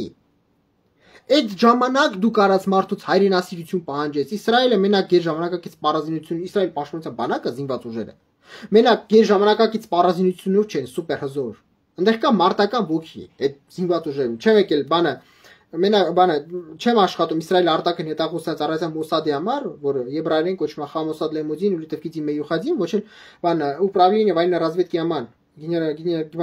управление Министерства обороны Израиля։ Ոչ թե Իսրայելի պաշտպանության բանակի ռազմական հետախուզության վարչության համար եմ աշխատում։ Ոչ էլ Իսրայելի ընդհանուր անվտանգության ծառայության համար եմ աշխատում, որը կոչվում է Շաբակ Շինբեչերուտ Խաբետախոն Խակլալի։ Ոչ նրանց համար։ Դրա համար չասեք, նստած Իսրայելի գովքն ես անում, բայց Իսրայելում կա այդ սուպեր մարտական ոգի։ Գիտեք ինչի։ Որովհետև Իսրայելում նույնիսկ բարձրաստիճան սպայական կազմի գեներալների երեխաներ, նախարարների երեխաներ գնում են ծառայելու։ Ազատվեր այնտեղ չկա։ Դեպքեր կան, որ իրանց ծառայում կան մարդիկ, որոնք Իսրայելում մենակ ես այդպես պատմություններ գիտեմ, ներքին կարգում գնում են զինկոմիսարիատում իրանց գժտեղ դնում, մի հատ արջուկին հետևերսում, այդ արջուկին։ Բարև ձեզ, իմ ընկերն է, իմ արջուկի անունը Տոմա կամ Ջերիա չի, ինքը ձեզ թաթիկով անում, իրանք գժտեղա դնում, որ չծառայի։ Շատ բարի գրում են մի Պրիգոզին, բայց հետո այդ մարդը Իսրայելում ոչ հասարակության կողմից է բանի տեղ դրվում։ Ոչ էլ պետակ, երբևիցե կարապետական պաշտոն զբաղեցնի, մասնավոր սեկտորում առաջ գնաց, չնայած մարսավ սեկտորում էլ կարող առաջ չտանեն։ Ամբողջ կյանքում խարամա, որպես կեղտ վրեն մնում է, ցեխ վրեն մնում է։ Դրա համար բոլորը ծառայում են, աղջիկները չեն ծառայում, հարգելի պատճառ չունեն, կարող այդ աղջկան չուզեն։ Այդ աղջիկը համարվում է թերի մարդ հասարակության մեջ։ Բոլորն է ծառայում եւ դրա համար ամեն իսրայելցի զինծառայող գիտի, որ ինքը իր պետության համար արժեք է, մսի կտոր չի, մսագունդ չի։ Նա հասկանում է, որ նա ունի հայրենիք, հայրենիքը մեջքին կանգնած է, ինքը այդ հայրենիքում արժեք է։ Նա դրա համար կարա կյանք առողջությունը եւ ազատությունը վտանգի ենթարկի։ Ինքնապաշտպանական բնած դա հաղթահար է։ Եվ որ դու Հայաստանի Հանրապետությունում օրինականացնում ես, օրենքով ցույց ես տալի, որ այն ով որ փաստորեն ինչ է ստացվում, ով որ օպերել չունի ընդհանրապես մարդ չի Հայաստանի Հանրապետությունում, այսինքն բան ով որ ընդհանրապես անապահով խաղվի, ընդհանրապես մարդ չի Հայաստանի Հանրապետությունում։ Փաստորեն դու օրինականացնում ես։ Հայաստանի սահմանադրության մեջ ինչ է գրված։ Սահմանադրագրագետ չեմ, ոչ էլ բան եմ, սահմանադրությունը ուսումնասիրել եմ։ Ուղղակի ես վստահ եմ, որ այնտեղ նշվում է, որ մարդը բացարձակ արժեք է, բացարձակ արժեքը որն է, այն մեկը փող ունի, տվեց, ազատվեց, այս մեկը չէ։ Այդ հələ հարցի մի կողմ, ես մասնագիտորեն եմ ուզում, ես հիմնավոր եմ որպես ռազմական փորձագետ, դա ինչ կատաստրոֆա աղետ այլնելու Հայաստանում, բայց բարոյական տեսանկյունից նայեք։ Դու ո՞նց կարաս այն մեկին պահանջես հայրենասիրություն, եւ որ ինքը իր երկրում մսագունդ է ընդհանրապես։ Հաղպացած հարուստ չգիտեմ որ ինչ օլիգարխներից ոչ մի բան չի ներկայացնում, ինքը ոչ մի բան է, եթե հայրանուն բրհերը չլինի, ինքը ոչ մի բան է, ինքը ընդհանրապես ոչ մի բանի պիտանի Արարատ, ինքը ոչ մի բան է, հերը չլինի։ Հոր առած մեքենայի մեջ ինքը պիտի հաճույքի բոլոր հաճույքները վայելի, դիպլոմը ստանա, առաջ գնա, աշխատի, իսկ այդ երիտասարդ տարիները 18-20 տարեկան, երբ որ կյանքը մեջ երում ասեր, այս այն, դու էլ ես ուզում կյանքը վայելես, իսկ այն խեղճու կրակը պետք է գնա հակառակորդի առաջ կանգնող, որ իրան գերազանցում է մի քանի անգամ, հակառակորդ, որը տեղի անտեղի կարա հրադադարի պահպանման ռեժիմը խախտի, ինչը անում են ադրբեջանական կողմը, ինչ հաճույք է ստանում։ Հրադադարի խախտում էլ չլինի, հակառակորդի առաջ կանգնելը, հատկապես գիշերը, 18 տարեկան, 20 տարեկան երեխայի համար, նա երեխա է, 18 տարեկան, դա երեխա է։ Երբ որ ես ինձ հիշում 18 տարեկանում, դա ընդհանրապես երեխա, ոչ մի բան։ Տնից տեղից հանել ես, դա այնձևի ստրես է, դա այնձևի վախ է, մի հատ քամին փչեց, կարա շաքարը բարձրանա, մարդիկ հայ ծանր ծառայության պայմաններից հետո, տարիներ հետո, մարդկանց առողջության մեջ այդ հարում չի հայտ է գարի, կարող մի անգամ զորակոչի ժամանակ չգա, 2 տարի ծառայես գաս իբր թե ողջ առողջ, տարիներ հետո, այդ ամեն ստրեսը, այդ ծանր պայմանները, վատ սնունդը եւ այլ, իրանց հանելու են։ Մարդ այդ ամեն զրկանքների միջով, դժվարություններով, կարոտ իր հարազատներին կարոտելով, այդ ամեն ինչի միջով տյանցնի, որ այն հարուստ եղբացած լակոտ զիբիլները իրանց բանը լավ տղա ու չգիտեմ զիբիլ զգան։ Դու ոնց կարաս տենց մարդուց հայրենասիրություն, դու ոչ մի ինձ առավոտ չես կարող հայրենասիրություն պահանջես։ Ոչ մեկից։ Չզարմանաս, որ նստի ատի մարդ իր պետությունը։ Ու դու չես կարող քննադատես, ասես, բան չես ատում։ Ես չեմ ասում դա լավ բան է, ատեք ես տենց բան երբեք չեմ ասի, բայց մարդ ենք հիմա արտոնությամբ զբաղվում ասեմ, օй, թե դնեմ ճիշտը ձեզ ասեմ։ Ճիշտը էսա, մարդը զգալի քաղաքներ ատելու են այդ անարդարության պատճառով եւ ճիշտ են անելու։ Դու չես կարող այդ մարդուն ասես, բայց դու չես կարող ինքն ատում։ Դու պետությունը, քեզ բանի տեղ չի դեմ, դու պետությունը մասագունդ ես ընդհանրապես։ Մասի կտոր։ Ходячий временно одушевленный биологический объект։ Բա դրա համար ինչ տարբերություն ինքը որ երկրում կապրի այդ մարդու համար։ Դա բարոյական կողմն է։ Իսկ մասնագիտական կողմը գիտեք ինչու՞ է կայանում։ Երբ որ եթե չեմ սխալվում, Ալեն Ռոբերտովիչ Սիմոնյանը ազգային խոսնակը, բանը ազգային ժողովի խոսնակը այսինքն ասեց, մենք նպատակն է պրոֆեսիոնալ բանակ ստեղծել։ Եթե սխալվում եմ, չի ասել, ես ներողություն եմ խնդրում, բայց Միշելը ասել է, ընդ որում 2 օր առաջ, տոլ 3 չարչորն ասել։ Պրոֆեսիոնալ բանակ քաղաքացիականջի համար ինքը հնչում է պրոֆեսիոնալ բառը, որ մեջը կա, ենթագիտակցորեն հնչում է, օ, այս ինչ լավ բան է, եթե միտեղ պրոֆեսիոնալ բառը կա, ուրեմն սուպեր է։ Այդ պրոֆեսիոնալ բառը ասեմ կործանար է լինելու, որտեղ դու պրոֆեսիոնալ բանակ զինված ուժեր ասեմ չես կարանալու ստեղծես։ Պրոֆեսիոնալ զինված ուժերը գիտեք ինչ է։ Պրոֆեսիոնալ զինված ուժերում ունեն օրինակ Ամերիկայի Միացյալ Նահանգները։ Պրոֆեսիոնալ զինված ուժերը դա կամավորականներից պայմանագրային պրոֆեսիոնալ զինծառայողներից բաղկացած զինված ուժեր, անցանով դա աշխատանք է, մասնագիտությունը զինծառայությունը։ Դուք այնքան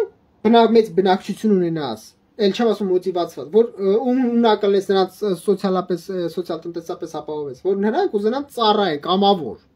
Հայաստանի Հանրապետությունում այն էլ պատերազմ պարտված երկրում, որ արդեն բոլորը գիտեն, հակառակորդը գերազանցում է քեզ ԵՏՏ, դու բնակչության մեծ մաս հատկապես պատերազմից հետո, ել չեմ ասում զինված ուժերի բանակում արմատախիլ չարված տարբեր արատավոր երևույթների պատճառով։ Մարդիկ չեն ուզում ծառայեն։ Եթե դու պրոֆեսիոնալի սարքես ընդհանրապես չեղյալ հայտարարես պարտադիր զինվորական ծառայությունը, այսքան չնչին մասն է քո բնակչության ուզելու ծառայի զինված ուժերում։ Ես ես բացատրեցի, որ հաշվի առնելով ինչքան ահռելի սահմաններն են հակառակորդ պետությունների հետ այս փոքր երկրի պարագայում, հաշվի առնելով քո ժողովրդագրությունը, դեմոգրաֆիան, դու պիտի կարողանաս ինչ-որ մի ձև լցնես այդ սահմանը, բավականաչափ զինծառայողների քանակ ունենաս թվականակ, որպեսզի սահմանը համապատասխան խտությամբ ապահովես։ Դու մարդաքանակ չես ունենալու, չեն ծառայելու։ Չեն ծառայել, պատերազմ պարտված երկրում, այսքան զինված ուժ բանակում արմատախիլ չարված արատավոր երևույթների պարագայում մարդիկ չեն մանավանդ հայ բնակիչներ, բայց հայ ժողովուրդն էլ հրեա ժողովուրդը չի, էլի սուպեր հայրենասիրության բարձր մակարդակը պետականամետ մտածելակերպի, որ դասիրակվում է, ոչ Հայաստանում դասիրակություն երեխաներից սկսում է մի քիչ այլ հարթակի վրա եւ դրա շնորհիվ փաստացի հասարակության մեջ ռազմահայրենասիրական դասիրակություն ոգին հաստատ այն ձև չի ուսո Իսրայելում։ Դրանից այնտեղ պրոֆեսիոնալ սարքես զգալիորեն մեկը գնալու են ծառայեն, Հայաստանում դա տենց չի լինելու։ Հիմա Պրոֆեսիոնալ սարքեցի չեն ծառայելու։ Այս պահին 10,000 մարդ, դա ես չեմ ասել, դա արդեն իշխանություններն են ասում են, Ալեն Ռոբերտովիչ Սիմոնյանն էր ասում, 10,000 մարդ կա, որը հետախուզման մեջ չի ծառայել, այսինքն փախել է, փախած է։ Հետախուզման մեջ է։ Դա ցուցանիշ է։ Դա ցուցանիշ է, որ ցույց է տալիս հասարակության վերաբերմունքը զինծառայության նկատմամբ։ Չեն ծառայելու։ Տակ է տալու։ Քո սահմանը տարականon չես կանալու ապահովել։ Պրոֆեսիոնալ դա ինչ վերաբերում պրոֆեսիոնալ զինված ուժերի առումով։ Դրան գումարած։ Երբ որ Ռուսաստանի Դաշնությունը մտել էր պատերազմից, ես մի կարևոր շեշտադրում արեցի, որ կարևոր դեր խաղաց, ասեցի ռուսական կողմը ինչի Պուտին ինչի պետական մոբիլիզացիա հայտարարեց, անոդրեց չիստիչնա մոբիլիզացիա, բայց մոբիլիզացիա հայտարարեց։ Նրանց մարդկային ռեսուրսը չէր հերիքում։ Ես միշտ իմ YouTube-յան ալիքում ասում էի, կա սենց բան, ԲՏԳ, բատալիոն-տակտическая группа։ Միամիս մի ԲՏԳ-նա բատալիոն-տակտическая группа մարտնչում։ Նրանց հետո պետք է ռոտացիոն առումով կերպ փոխվել։ Բերում ես երկրորդ ԲՏԳ-ն բատալիոն-տակտическая группа, միջև ես առաջի ԲՏԳ բատալիոն-տակտическая группа անձնակազմը։ Վերականգնվի, հանգստանա, միամիս գեր ծանրաբեռնվածությունից, ստրեսներից։ Հետո այս երկրորդը փոխում ես առաջինով, գնում է ռոտացիա։ Ռուսական կողմը դա չուներ։ Դրա համար մեծ կատաստրոֆիկ խնդիրների առաջ կանգնեց։ Հայկական կողմը, եթե չունեցավ ռեզերվիստներ չունեցավ, պահեստազոր չունեցավ։ Հայաստանի Հանրապետությունը դրանով կատաստրոֆա, քո հակառակորդը մենակ ցամաքային զորքերը ավելին են, քան զինված ուժերի ողջ թվականակը։ Իսկ նրանք պատերազմի ժամանակ, երբ որ ադրբեջանցի նախագահը հայտարարեց չիստիչնա մոբիլիզացիա, 140,000-ի իրանց զինված ուժերի խմբավորում հասցրին չհաշված վարձկաներ եւ այլն, 140,000։ Էլ չեմ ասում տարբեր մասնավոր ռազմական խմբավորներ, կազմակերպություններ, ինչպես թուրքական Սադատ, մասնավոր ռազմական, ЧՎԿ, частная военная компания, թուրքական Սադատի շատ անդամներ մարտնչում են ադրբեջանցի կողմից եւ այլն։ Մենակ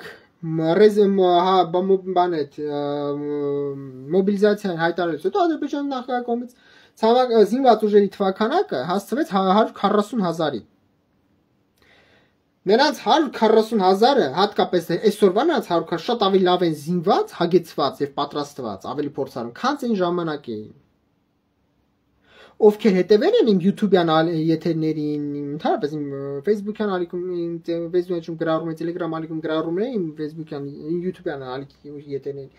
Մանրամասն նշել եմ մենակ անցստային ինչքան սպառազինիչ զինատեսակներ են ձեռք բերել, որից առաջ չեն ունեցել ադրբեջանցի զինված ուժերը, դրանից գումարած երկրների քանակն են ձեռք ավելացրել, որոնցից առաջ սկսել սպառազինություն ձեռք բերել։ Նույնիսկ օրինակ Սերբիայից առաջ սպառազինություն չեն ձեռք բերել, հիմա արդեն Սերբիայից են ձեռք բերում, Հարավային Կորեայից են սպառազինություն ձեռք բերում ադրբեջանցի զինված ուժերը։ Հետևաբար, երբ որ նրանց է սուպեր լավ զինված,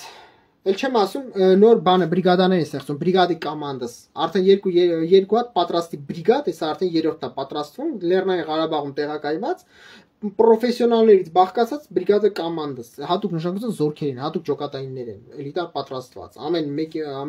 բրիգադան 2000 զինծառայողից է բաղկացած։ Իսկ պրոֆեսիոնալ հատուկ ջոկատային թուրքիանցի կողմից պատրաստված, թուրքիանցի հատուկ ջոկատայիններ, բորդո բերետավորների կողմից պատրաստված թուրքիանցի։ Այս սաղ որ գավրետ դու ումով ես պատերազմել, եթե դու չունենաս ռեզերվ, եթե դու չունենաս պահեստազոր, ում ես բերելու սահման կանգնացնես որպես հակակշիռ։ Բացատրում եմ, որ հաշվի առնելու բնակչության զգալի մասը չի ուզենալու ծառայել։ Մարդ կամ պրոֆեսիոնալ բանակ նշանակում է պրոֆեսիոնալ զինված ուժեր, կամավորներից բաղկացած, պրոֆեսիոնալ պայմանագրայիններից բաղկացած զինված ուժեր, որտեղ դա աշխատանք է, մարդը պայմանագիրական կոմպետենցիաներ լավ վարձատրվում է, ամբողջ կյանքը նվիրվում է զինված ուժեր, դա պրոֆեսիոնալ զինվորական է դառնում, դա կոչվում է պրոֆեսիոնալ բանակ։ Հայ ազգաբնակչության մեջ, հայ ժողովրդի մեջ շատ քիչ մասն է ուզելու կամավոր գնա ծառայի։ Եվ բոլորս էլ գիտենք, հենց զորակոչ ժամանակը գալիս է, ասել երեխայի, ամեն մեկը մտածում է երեխային ոնց երկրից հանի։ 10,000 ամենակիչը, դա ասում է ազգային ժողովի խոսնակ Ալեն Ռոբերտովիչ Սիմոնյանը, 10,000 բան կա, զիզիրտիր կա, այսինքն 10,000 հետախուզում են, չեն ուզում ծառայեն։ Չես լրացնելու համապատասխան թիվը, որ մինիմալ ապահովես քո սահմանների մարտական հերթապահով, դա էլ չես կարողանալու։ Դրանից գումարած պատերազմը, որ սկսվեց հակառակորդը ոչ թե իր հերթապահ ուժերով է քո վրա հարձակվելու, պատերազմի ժամանակ հակառակորդը իր ողջ թիկունքից ողջ ռեսուրսը մոբիլիզացնելու է ցավով հարձակվի քո վրա։ Այսինքն, եթե օրինակի համար խաղաղ պայմաններում օրինակի համար հարաբերակցությունը 6-10 մեկի նկատմամբ, պատերազմի ժամանակ 20-30-ը մեկի նկատմամբ։ Այդ ցավ որ հարձակվեցին վեր, այդ ինչով է երկիրը պաշտպանելու։ Ո՞վ է գնալու այնտեղ կանգնի։ Բնակչությանն է ստանելու, բանը շարքային քաղաքացիներին հակառակորդի զինված ուժերի առաջխաղացումը կասեցնելու համար։ Մարտական հերթապահության համար ուղղակի չի հերիքելու քո թվականակը։ Իսկ Հայաստանի Հանրապետության պարագայում դու ուզում ես իրոք լուրջ պետության սահմանները պաշտպանես, Իսրայելի նման շատ կներեք, բայց գոնե աղջիկները 1.5 տարի ծառայեն, ինչքան իմ ասած, դա իհարկե իմ ասածը ստրես է, իմ ասածը կարող է շատ հետամար ծիծաղելի թվա, բայց դու իրոք ուզում ես ադրբեջանական կողմ, լավ, եթե չծառայեն, գոնե ողջ բնակչությունը Հայաստանցան պիտի տարվա կտրվածքով մի քանի ամիս զինվորական պատրաստվածություն անցնի զորավարժությունների մասնակցի։ Նույնիսկ կանանց, եթե չես ուզում մշտական զին ծառայել, լավ, բայց գոնե կանանց, աղջիկների կանանց, պետք է գոնե մի քանի ամիս տարվա մեջ զորակոչել, որպեսզի անցնի զինվորական ծառայություն, պատրաստվածություն, զորավարժություններ լինեն համապատասխան մարզավիճակի մեջ, որպեսզի պատերազմը եթե սկսվի, կանանց էլ մոբիլիզացնես, որ կարողանաս հակառակորդի առաջ նահռնես, գոնե չառնես, գոնե ինչ որ չափով դիմակայես, որպեսզի դու կարողանաս համապատասխան ասիմետրիկ պատասխան տաս։ Դու с точки зрения демографии, այսինքն ազգագրության տեսանկյունից, ժողովրդագրության տեսանկյունից, դու զիջում ես քո հակառակորդին, քո բնակչությունը քիչ ավելի քան հակառակորդինը, քո բոլոր ռեսուրսները, հետոտեխնիկական, ֆինանսական, տնտեսական, արդյունաբերական, դիվանագիտական, քաղաքական, սա ավելի քիչ է քան հակառակորդ, դու պիտի տաս, դու պիտի մշակես ասիմետրիկ պատերազմ ռազմական գործողություններ վարելու ռազմավարություն։ Դրա առաջինը ինչ հակառակորդի կենթանի ուժի մարդկային ռեսուրսի գերարկայությանը ոնց կարաս ասիմետրիկ պատասխան տաս։ Կանանց աղջիկներին զորակոչելով ես տարբեր իմ մտքերն էի բարձրաձայնում, ասում էի Հայաստանի Հանրապետությունը պետք է նոր բանակային կորպուս ստեղծել, բանակային զորամիավորում, որը պիտի բաղկացած լինի Լեռնային Ղարաբաղի պաշտպանության բանակից, կազմալուծված պաշտպանության բանակի սպայական եւ շարքային անձնակազմից, դրանց բոլոր Ղարաբաղցին հավաքեք, նրանցով բան ձևավորեք, համապատասխան բանակային կորպուս, ապահովեք նրանց սոցիալ-տնտեսական պայմանները, շատերը հուսահատությունից Հայաստանից գնում են, երբ որ կարելի է նրանց պայել Հայաստանի Հանրապետությունում, նրանց ապրուստը ապահովել, չեմ կարծում, որ այդ պարագայում կգնա, բնականներով ապահովեք, ինչքան օլիգարխ կա Հայաստանի Հանրապետությունում, ամեն մի օլիգարխ իր բանը, շինարարական ընկերությունը, չգիտեմ, բազմահարկ շենքեր է կառուցում, բերցնում ես բազմահարկ շենքերը, պետություն սեփականաշնորհում է նրանց ապահովում ես հակառակը պետությունը մի հատ էլ պիտի փորձի շահագրգռի Սփյուռքից գանձարային պետությունը պիտի ես ասում պետությունը պետք է իմ նախագծերն եմ ներկայացրել իմ YouTube-յան ալիքի եթերում իմ Facebook-յան էջում ասում եմ պետությունը այսինքն պիտի հատուկ ռազմավարություն մշակի որ Սփյուռքահայերն էլ կան ծառայեն որ Սփյուռքահայերը գա 5 տարի ծառայ բանը պայմանագիր կգնքի Հայաստանից այդ քաղաքացիությունը ստանում է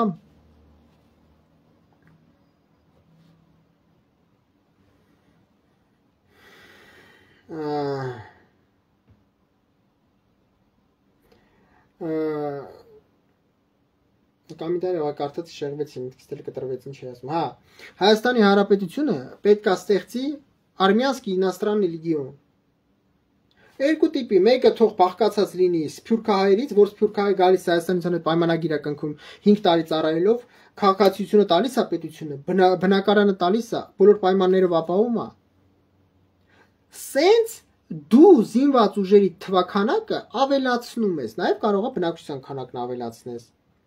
Առանձին ստեղծում ես իностранный легион արմիաց, ոնց որ ֆրանսիացիները, ֆրանսուզский иностранный легион, ուկրաինացիներն, ուկրաինский иностранный легиon, օտարերկրացիներից բաղկացած այդ կարելի է մտածել, նույնիսկ փորձել հələ ասենք օտարերկրացիներից բաղկացած ինչ որ զինված ջոկատը խմբավորներ ստեղծած շնած ես այդ քայլ չեմ վստահում, բայց հաշվի առնելով իրավիճակը այդ էլ ավելորդ չի։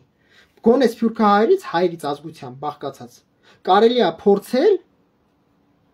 հատկապես Ղարաբաղցիներից, որոնք տուն-տեղ են կորցրել, մարդիկ պիտի չարացած լինեն հակառակորդ նկատմամբ, մարդիկ պիտի մոտիվացած լինեն, ամեն դեպքում նրանց լուրջ բարոյհոգեբանական հարված է հասցվել, պարտված է հոգեվիճակով, վերջը ամեն դեպքում մարդիկ մոտիվացված են, չի։ Նրանցից վերցրու մի նոր զինված ենթադրենք պայմանական 6-րդ բանակային կորպուս ստեղծի։ 6-րդ բանակային զորամիավորում, Ղարաբաղցիներից բաղկացած։ Քիչ թե շատ բանը մեծ մասը բանը անցել։ Բանը ինչա, պարտադիր զինծառայություն, գոնե զինվորական գործը քիչ ծանոթ է, զինվորական առօրյային, նրանց վերցրու մի քիչ պատրաստի, վերապատրաստի, համ չեն գնա Հայաստանի Հանրապետությունից այդ հայերը, ասենք, չեն ցրվի ամբողջ աշխարհով։ Համել նրանցով կարելի է համալրել զինված ուժերը, շատացնել զինված ուժերի մարդաքանակը, որ գոնե նվազեցնել քո եւ հակառակորդի մեջ արկա ռազմական հավասարակշռության խախտման փաստը։ Եթե հիմա այսքան են ավել, իմ ասածն անելուց հետո Ղարաբաղցիներից բանակային կորպուս ստեղծել կարելի է այսքան նվազեցնել։ Էլի բանը հաստատ քիչ լավ է։ Դրան գումարած սփյուռքահայերին է փորձել հայտարարել ծրագիր, ով որ Սփյուռքից գալիս է Հայաստանի Հանրապետության պաշտպանության նախարարության հետ պայմանագիր ակնքում 5 տարով։ Քաղաքացիություն ստանում է, բնակարան ստանում եւ այլն։ Այդ ծրագիրը համ կթողի հայերին Սփյուռքից բերեց Հայաստանի Հանրապետությունը, համ նրանցով ընդլայնեց Հայաստանի զինված ուժերի թվականակը։ Էլ ավելի կնվազեցնեց, այսպես ասենք, խախտված հավասարակշռությունը մարդկային ռեսուրսի տեսանկյունից հակառակորդի հետ։ Դա թույլ կտա ավելի շատ մարդ ունենալ, կենթանի ուժ, որով կարելի է սահմանները ավելի անառիկ պահել համեմատաբար, ավելի խիտ մարտական հերթապահություն իրականացնել։ Դիրքապահների մեջ, հայ դիրքապահների մեջ հեռավորությունը պայմանական, ավելի քիչ կլինի, դա թույլ կտա ավելի խիտ մարտական հերթապահություն իրականացնել, ավելի էֆեկտիվ, ավելի արդյունավետ, կրակային հզորությունը ավելի լավ կլինի եւ այլն։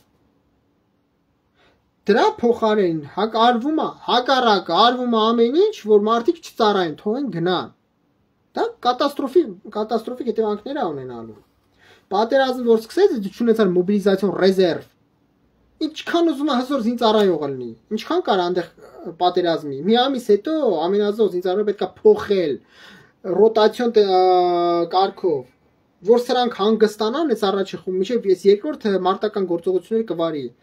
Որ հետո սրանք ուշքի կան, հետո նորից ռոտացիա անհնար է մի ամսից ավել, ոնց բացատրեմ։ Իսրայելի զինված ուժերը, Իսրայելի պաշտպանության բանակը իր պատմության մեջ չնախատեսված երկար մարտական գործողություն է վարում, արդեն 2 տարի։ Իսրայելը ամեն տարի է պատերազմում, բայց դա տևում է մի քանի շաբաթ, քարտրակի մի քանի ամիս, ամենաշատը, հետո այսպես ասենք դադար է լինում։ Լայնամասշտաբ Իսրայելը երբեք sense Իսրայելը այսօր լրացավ 600 օրը, երբ որ Իսրայելը մտել է պատերազմի, հələ մենակ Գազայի հատվածում, էլ չեմ ասում Լիբանանում, այ Լիբանանի Հանրապետությունում, Սիրիայի Արաբական Հանրապետությունում Իսրայելը մարտական գործողություններ է վարում փաստացի Եմենի Հանրապետությունում խուսիտների դեմ Իսրայելի, մենակ Գազայում Իսրայելի ցամաքային զորքերը արդեն հյուծվել են։ Իսրայելը ունենալով սուպեր ռեզերվիստներ, Իսրայելի գործող զինված ուժերի թվականակը 150,000 է, գործող 150,000։ Պատերազմը սկսեց 150,000 մտան պատերազմի մեջ, մինչև պետությունը մոբիլիզացիա հայտարարեց ռեզերվիստների։ Մոբիլիզացիա 300,000 ռեզերվիստ։ Այդ պարագայում 150,000-ին գումարած 300,000 Իսրայելը հյուծվեց զինծառայողներ, ոչ թե Իսրայելը պետություն հյուծվեց, այո, Իսրայելը ինձ ցնցեց հաշվի առնելով ինչ ձև ինտենսիվ սուպեր մարտական գործողություն է վարում, այո, ամերիկացի ցանցները էվերի չեմ ուզում խորանամ տարբեր երկրների աջակցում են եւ այլն, բայց մարդկային տեսանկյունից Իսրայելը բավականաչափ հյուծվեց, Իսրայելի ռեզերվիստները զինծառայող արդեն հյուծվում են, որովհետև ես անձամբ եմ ճանաչում ռեզերվիստների, ով որ արդեն 3-4 անգամ զորակոչել են այս պատերազմի ընթացքում։ Ունա մնացել ավելի շատ, Քանց մի ամիսն է, մի ամսից ավել չի կարելի մարդուն առաջնագծում պայել հատկապես նորագույն պատերազմի պարագայում, երբ որ սուպեր օթային հարձակման միջոցներ, FPV դրոներ, first person view դրոներ, որը ամեն վայրկյան չգիտես, երբ որտեղ հարված կասի մարդ այդ մտքից, նույնիսկ զորամասում նստած ինքը մեծ ստրես է ապրում, չգիտի երբ կռկուտը հարված է, նույնիսկ աբեկջական խմբավորն անտիվանամար FPV հարված հետախուզարարության FPV դրոներ, first person view դրոներ։ Ամեն վայրկյան կարող հարված են մարդու հոգի վիճակի համար, այսին գրքում եմ նշում, դա առանձնահատուկ ազդում, մարդը հոգեպես է հյուծվում։ Идет русским эмоциональное аффективное психологическое истощение, идет отрицательное негативное воздействие на морально-психологическое состояние, которое снижает эмоционально-волевую устойчивость, эмоционально-волевую сферу психики человека. Ինչի մարտունակությունը կտրուկ ընկնում է ֆիզիկապես հյուծում ծանր աշխատանքի վայրն Իսրայելի իր ռեզերվիստները արդեն չեն երիկում հյուծված են բայց Հայաստանի Հանրապետությունը որոնց այդ ռեզերվիստներն էլ չունեն ընդհանրապես հələ Իսրայել 150,000 գործող զինծառայողների թվականակ ունի ել չեմ ասում Իսրայելի ողջ բնակչությունն է պատրաստված աղջիկներն էլ են այնտեղ ծառայում փաստացի ինչա դա նշանակում Իսրայելը կարող է 1 միլիոն ռեզերվիստ հենց հիմա հավաքի Բայց Իսրայելն արդեն 300,000 ռեզերվիստ հավաքել Իսրայելն է հյուծվել։ Բայց Հայաստանի Հանրապետությունը ինչ անելու եթե չունենա ռեզերվ։ Իսկ եթե դու չունենաս պարտադիր զինծառայություն բոլորի համար, դու ռեզերվ չես ունենալու։ Քո հակառակորդը պատերազմ սկսեց, նախ դու չես ունենալու համապատասխան մարտունակ հերթապա ուժեր, որ կարող են հակառակորդի առաջխաղացումը գոնե ինչ որ արժանի պատասխան տան։ Ենթադրենք բախտը դերես տվեցին, նրանք մի որոշ ժամանակ հետո հյուծվելու են, այդ ռոտացիոն կարգով փոխել է պետք։ Դու չես ունենալ այդ ամեն ինչը։ Դրա համար խոսքեր ասելով այս ամեն ինչը պետք է լրջորեն ուսումնասիրել։ Այդ օրենսգիրքը, այդ նախագիծը, օրինագիծը, եթե ընդունվեց, դա լելով կատաստրոֆա։ Հայաստանիցնում աղջիկները գոնե, այսինքն ողջ բնակչությունն է պետք պատրաստել, ողջ բնակչությունը։ Զինծառայությունից ազատված քաղաքացիներն էլ գոնե պետք է զինվորական պատրաստվածություն անցնեն։ Տարվա մեջ մի քանի անգամ պետք է մասնակցեն զորակոչերի։ Որ պատերազմակ աղջիկներն էլ զորակոչես։ Դու ինչ կա, դաժան բան եմ ասում, բայց իրականությունն է։ Դոզվես ճիշտ իմանա, իմ ասածը կարող է ցնցից ես, բայց աղջիկներին էլ է պետք զորակոչել Հայաստանի Հանրապետությունում։ Չնայած դրանից հետո կարող է Հայաստանի Հանրապետությունում սոցիալ-политическая действительность կատված լինի, Հայաստանում ընդհանրապես սոցիալական, տնտեսական, տնտեսություն այդպես կարող կատված լինի, որտեղ շատ ոլորտի մասնակիցներ կարող չմնայերկում, բայց տարբերակ չկա, գոնե կես տարով պետք է զորակոչել։ Դու ունես հակառակորդ, որը քեզ հանգիստ չի թողելու, երբեք չհավատակ, որ Ադրբեջանությունը քեզ հանգիստ է թողելու։ Դու ունես գնա հարուտ խաղաղության պայմանագիր կնքի։ Չզարմանաք, չհավատակ դրան։ Ասում էի Լեռնային Ղարաբաղը որ վերցեց ինչ են հանգստանալու, ասածս իրականացավ։ Հիմա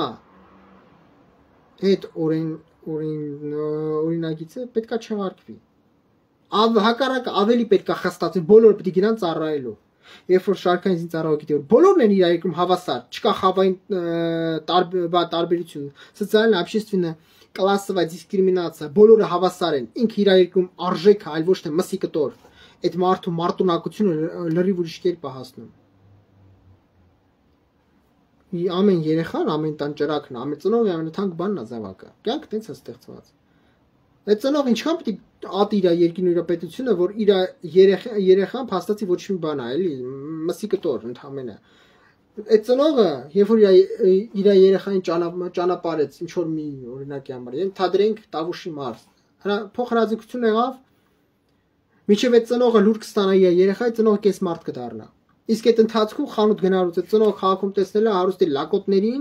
90-ականների ոչնչություններին, որ ասենք ինչքան հանցագործ զորբա չգիտեմ ինչ կար, 90-ականներին հարստացան Հայաստանում մարդկանց կոտորելով, սպանելով, ունեզրկելով, ինչ կար թաթերը գցեց, ինչ կան պետական բան կար, ռեսուրս ու չգիտեմ ինչ կար, գործարան ու չգիտեմ ինչ թաթերը գցեցին հարստացան, այսօր դրանք նստելու մեքենայի մեջ կյանքը վայելի աղջիկների կաֆեին սրճարանում նստած, կայֆան, թանգանոց iPhone 16-ը ձեռը, սելֆիները անելու դնի սոցիալական կակ է խեղճու կրակը, որ իր երեխային մինչայն ուղարկել, չգիտի ողջ կդա, թե չէ, մինչև այդ երեխան հետ կգա, այդ ծնողը կարող այնքան այդ ծնողի առողջությունը կարող այնքան քայքայվի, մի քանի տարի այդ ծնողը կարող Աստված հեռու տանի։ Դա մահ, մինչև երեխաներից հետ կգա։ Երբ որ այդ ծնողը գոնե գիտի, ոնց որ Իսրայելում բոլորն են գնում ծառայելու հանուն հայրենիք հանրապետության, այդ ծնողը ուրիշ ձև է վերաբերվում, էլի դա մահա միշտ երեխա կա, բայց դա ուրիշ ձև է վերաբերվում։ Դու գիտես որ բոլորը պետք է գնան, դա պարտադիր է։ Իսկ դու նստում ես ծնող նստելու ինքնին անիծի, որ ինքն էլ չի թալան չի եղել երկիրը թալանել երկիր վնասել, որ երեխին այսօր ազատ է։ Հասարակությունը այսօր է պառակտված։ Հայաստանի Հանրապետություն բառից բուն իմաստով է սպայն։ Социально-общественный политический раскол, национально-этнический расовый раскол բառից բուն իմաստով։ Նույնիսկ ես կասեմ религиозно-конфессиональный вероисповедательный раскол։ Чем ասում առանձիներ գալիս են морально, нравственный, культурно-этический, эстетический, духовно-идеологический, традиционный, гендерно-половые на основе этих ценностной ориентации раскол, социально-политический раскол։ Մի հատ էլ դրան ամենացավոտը միշտ որ Հայաստանցուն եղել է социально-общественный классовый раскол, социально-общественный классовая дискриминация, социально-общественный классовый раскол։ Սոցիալախավային տարանջատումը ամենադաժանն է, որ մարդը ատում է երկիրը, երբեմն մարդ կարա ատի իր երկիրը։ Այդ սաղ գումարած ինձև էս պառակտում քո երկիրը, դու դրա տակից կարող ես դուրս չգաս։ Հարգելի ընկերներ, եթե հարցեր ունեք, եթե երթեր հետաքրքիր է, գրեք ձեր կարծիքը, եթե կկիսեք, շնորհակալ կլինեմ։ Ովքեր կցանկանան իմ YouTube-յան ալիքում իմ գործունեությանը աջակցել, դրանպես իմ YouTube-յան ալիքում կա համապատասխան ռեկվիզիտներ, ինչպես կարող ենք դրանպես աջակցել ֆինանսապես իմ գործունեությանը, որպեսզի ես կարողանամ գործունեություն շարունակել, ինչ բանի վրա այսպես ասենք ստիպված չլինեմ ուշադրություն շեղեմ։ Եթե եթեր հետաքրքիր գրեք ձեր կարծիքը, եթե կկիսեք, շնորհակալ կլինեմ, եթե հարցեր ունեք գրեք։ Ինձ հետաքրքիր է ձեր կարծիքը, եթե օգտակար է, հետաքրքիր թե ոչ։ Եթե կկիսվեք, շնորհակալ կլինեմ, տարբեր հարթակներում եթե կկիսվեք, մոտակ եթե հարցեր ունեք սիրով կպատասխանեմ, եթե իհարկե կարճ հարցեր, որտեղ արդեն փաստացի ես երևի մի ժամ է եթերում եմ։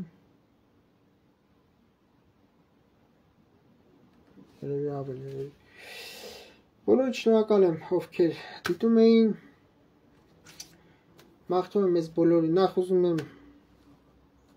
այնքան էր, որ ասում եմ, ուզում եմ շատ որ շնորհակալ եմ շատ հարգելի Դիանա Շաբուրյան։ Եվս մեկ անգամ ուզում եմ շնորհավորել Հայաստանի բոլորիս առաջին հանրապետության 107-ամյակի կապակցությամբ։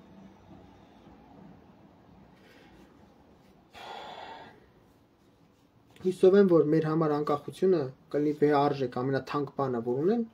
Ես ասեմ, սրանով հաշվի առնելով այսօր մեզ համար տոնը, անկախ էս ամեն դժվարություններին, անկախ նա որ Հայաստանյան տարածքներն մի զգալի մասը օկուպացված հակառակորդի կողմից,